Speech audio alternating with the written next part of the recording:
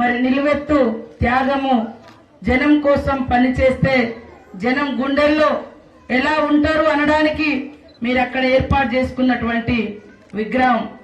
కాబట్టి ప్రజల కోసం ఎవరు పని చేసినా తప్పకుండా ప్రజలలో ఉంటారు. మన కోసం మనం పని చేసుకుంటే మనలోనే మిగిలిపోతాం.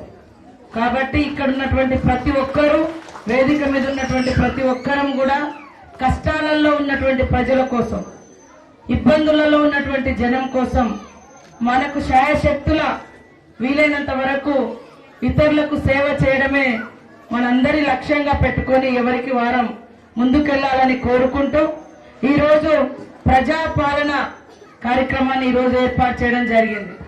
మరి చివరి ఇంటి వరకు మనలాంటి గూడాలలో, మనలాంటి దళిత వాడలలో, తండాలలో మరి ఎంతో మందికి పథకాలు అందక, ఇల్లు లేక ఇబ్బంది పడుతున్నటువంటి వాళ్ళందరికీ కూడా దరఖాస్తు ఫామ్ నింపి వాళ్ళ యొక్క దరఖాస్తు తీసుకోవాలని ఇక్కడికి అధికారులను పంపించడం జరిగింది మన సీఎం రేవంత్ రెడ్డి గారు.